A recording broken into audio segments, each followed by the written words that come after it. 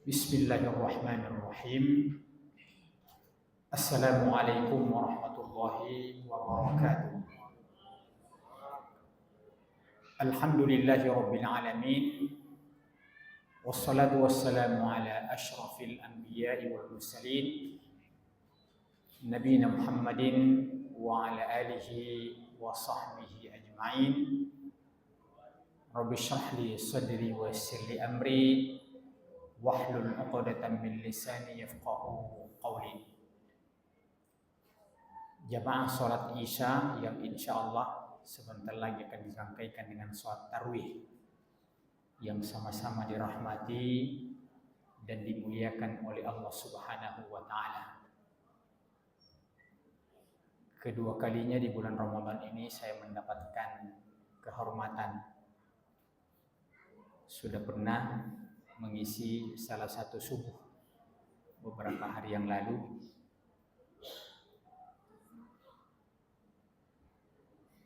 Insya Allah pada malam ini saya akan membawakan tema yang saya ambil judulnya langsung dari ayat di dalam Al-Quran. Tepatnya di surah An-Nur ayat 21. Temanya la tattabi'u khutuwatis syaitan. Itu tema sentralnya.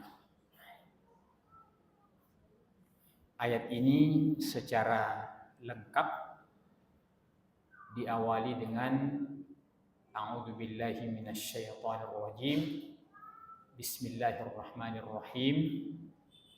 Ya ayyuhalladzina amanu la tattabi'u khutuwatis syaitan.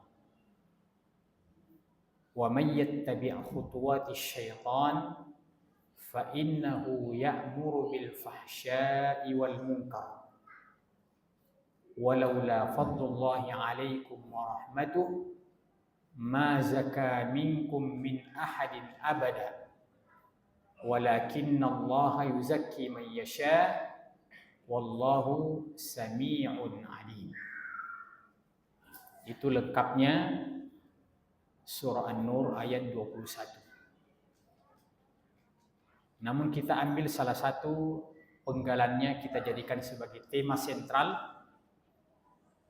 yaitu pada kalimat la tattabi'u khutuwatis syaitan. Artinya, janganlah kalian mengikuti langkah-langkah syaitan. Siapa yang diberikan warning di sini jamaah sekalian? Tentu saja orang-orang beriman, kita semuanya, karena diawali dengan kata-kata ya ayyuhalladzina amanu. Saya mulai sedikit pembahasannya jamaah sekalian, memberikan komentar pada ayat yang dimulai dengan kata-kata ya ayyuhalladzina amanu. Itu kurang lebih 100 kali berulang di dalam Al-Quran. Termasuk yang paling populer itu adalah ayat puasa, ya ayyuhalladzina amanu kutiba alaikumussyam.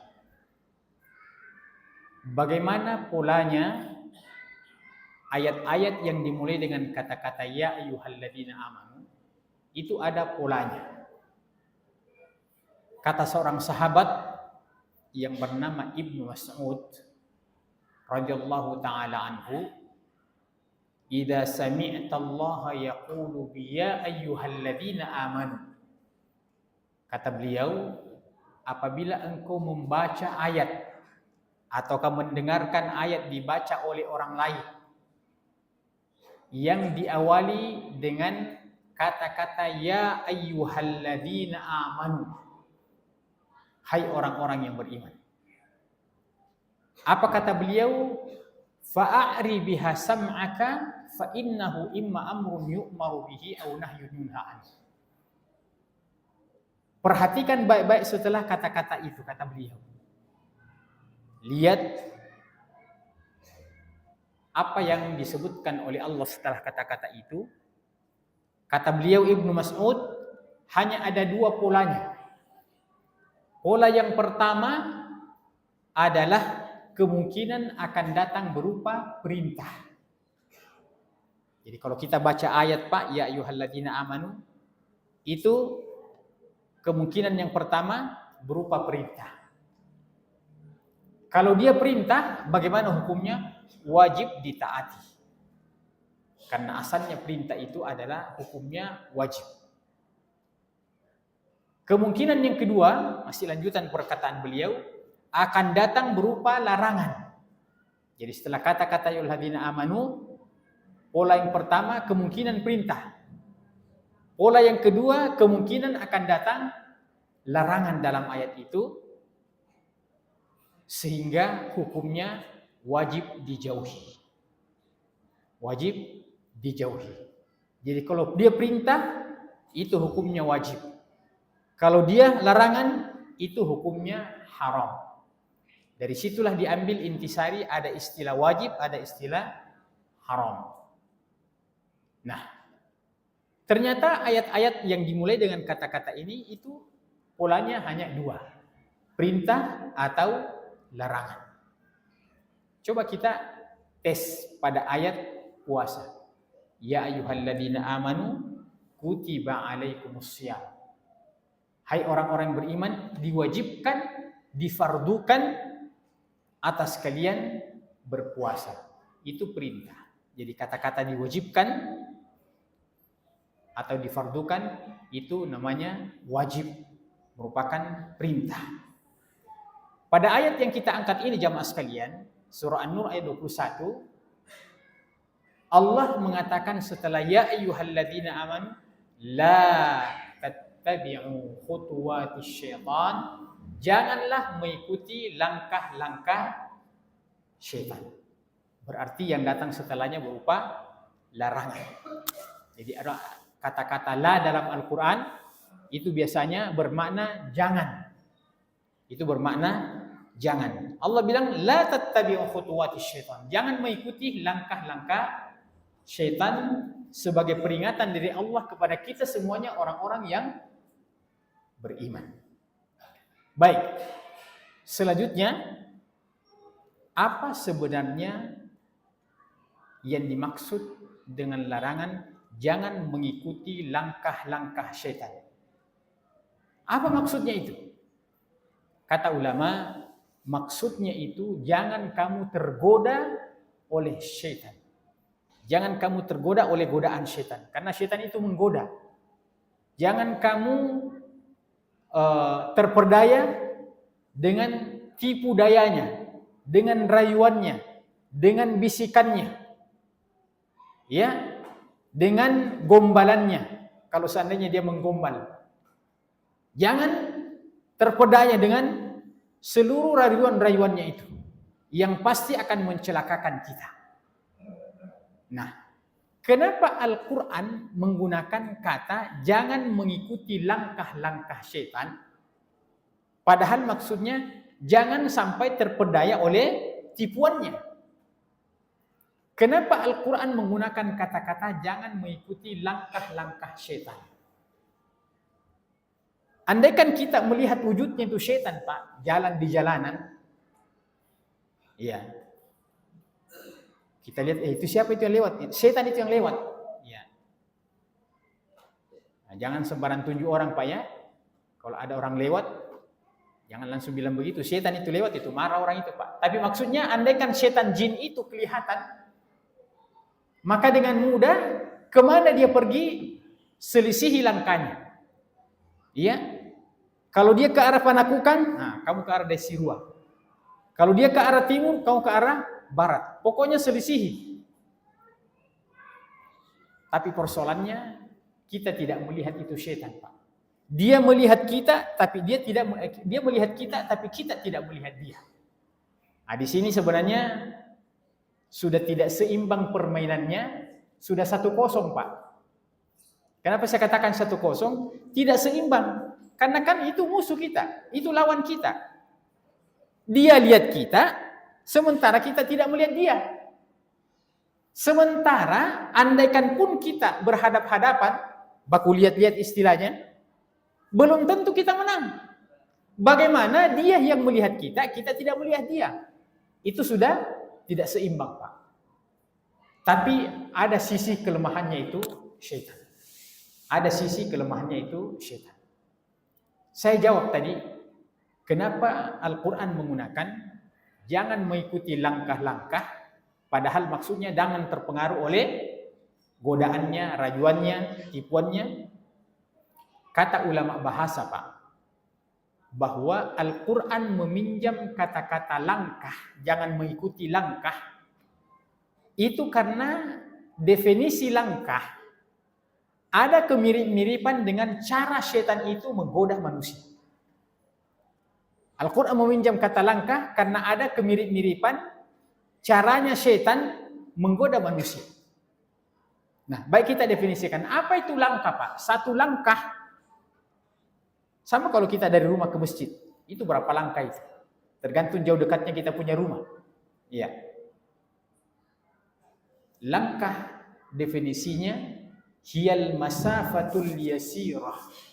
Hiyal masafatul yasirah. Langkah itu adalah jarak-jarak yang sederhana. Jarak-jarak pendek maksudnya, Pak. Ya. Kalau kita jalan dari rumah ke masjid, itu kan jarak langkah kita sederhana saja, Pak. Ya. Walaupun ada di antara kita yang panjang kakinya tidak mungkin satu kali melangkah 2 meter. Jarak-jarak ya mungkin 30 cm. Makanya dikatakan langkah itu adalah masafatun yasira. Dia merupakan jarak-jarak yang sederhana, jarak-jarak yang pendek. Apa kaitannya antara definisi langkah dengan cara setan menggoda? Nah, di sini pertemuannya. Kata para ulama, sebabnya sehingga Al-Quran meminjam kata langkah, padahal maksudnya adalah setan yang menggoda manusia. Unsur kemiripannya adalah sebagaimana langkah itu adalah jarak-jarak yang sederhana, maka cara setan menggoda manusia, cara setan menjerumuskan manusia pada perkara-perkara yang Allah murka, itu dimulai dari perkara-perkara yang sederhana. Jadi setan itu menggoda kita, Pak, dimulai dari perkara-perkara yang sederhana. Itu terlalu ekstrim setan itu menggoda kita, Pak. Yang sesoleh ini, yang hadir sholat jamaah, yang sholat tarwih, yang baca Quran, yang puasa di bulan Ramadan, dan seterusnya dan seterusnya. Itu terlalu berani setan menggoda kita itu. Kalau orang yang sesoleh kita ini tiba-tiba disuruh untuk menjadi pencuri. Wahai jamaah Masjid Ar-Rahman yang rajin sholat jamaah, pergi kau mencuri di sana. Itu terlalu berani, itu namanya setan untuk menggoda kita. Ya, terlalu jauh lompatannya setan itu untuk menggoda kita. Orang yang sesoleh kita tiba-tiba secara ekstrim disuruh melakukan perbuatan kejahatan yang sebesar itu, mencuri, merampok, menipu. Tapi bagaimana cara setan itu menggoda manusia? Pertanyaannya, apakah orang yang sesoleh kita ini tidak lagi digoda oleh setan? Itu jamaah Masjid Ar-Rahman. Jangan mideh digoda, tidak bisa kita goda. Tidak ada di antara kita yang lepas daripada target-target setan, Pak. Ada daftar listnya setan itu, ada nama-namanya. Oh, jamaah Masjid Ar-Rahman, saya tahu itu orang-orang soleh di sana. Saya tahu itu orang-orang yang kuat imannya. Tetap dia buat list daftar. Suatu saat saya akan goda dia. Tapi tentu dia berpikir juga, bagaimana caranya ini orang bisa digoda. Orang rajin sholat, orang jadi sedekah, orang rajin puasa, orang rajin baca Quran. Bagaimana caranya? Caranya dia memakai target step by step. Langkah per langkah. Sedikit demi sedikit. Sebagai contoh jamaah sekalian. Dia melihat orang-orang yang soleh seperti itu. Tidak mungkinlah langsung diajak untuk menjadi orang jahat. Ya, langsung bergabung dengan kelas mafia, kelas kakap.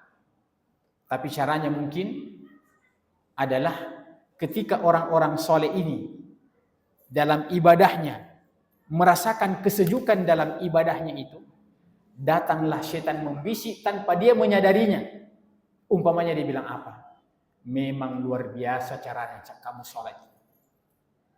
Ya, luar biasa caramu sholat itu. Sekian banyak jamaah Rahman di sini, Anda satu-satunya yang paling khusyuk ketika sholat.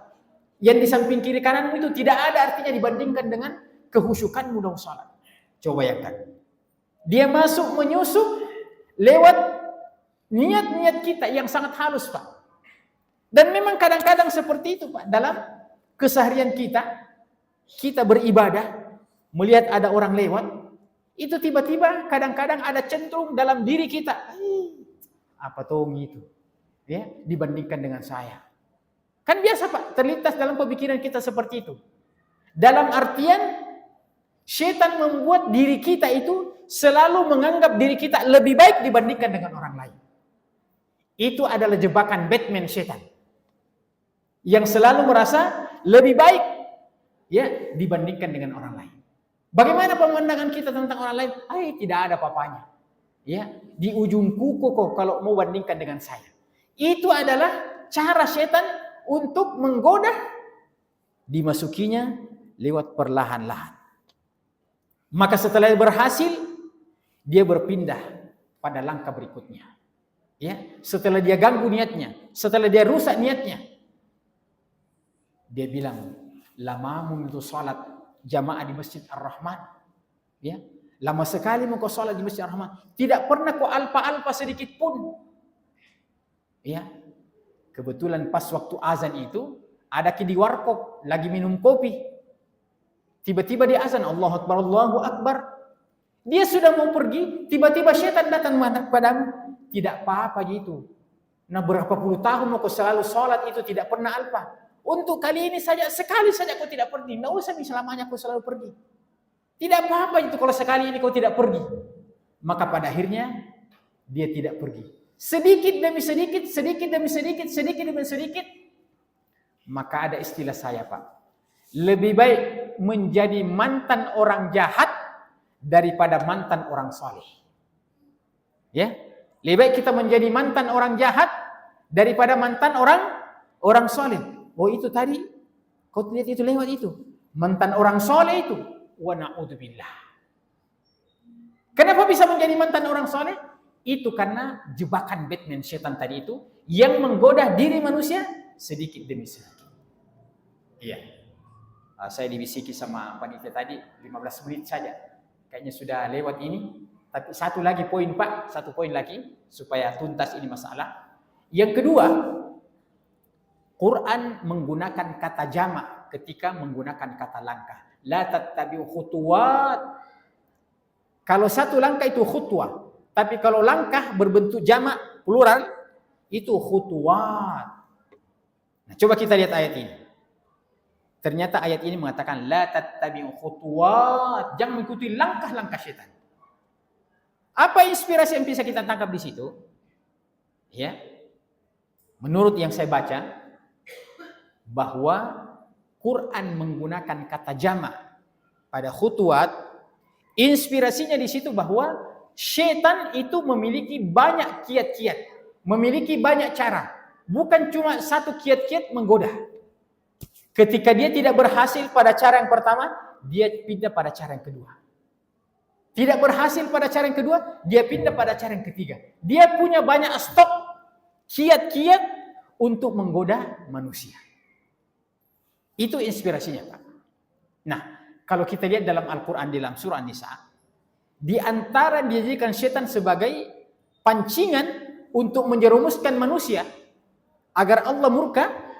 Yang pertama sekali itu, Pak, nomor urutan yang pertama, mohon maaf ibu-ibu di atas kalau ada, ternyata yang pertama yang dijadikan jebakan pertama itu adalah ini hubungan lain jenis.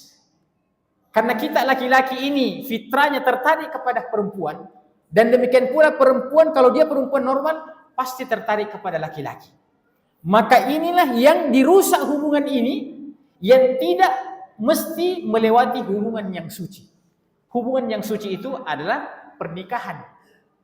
Dia akan goda manusia agar melakukan Hubungan itu bukan berdasarkan hubungan suci, tapi hubungan yang diharamkan di dalam Islam, yaitu perzinahan.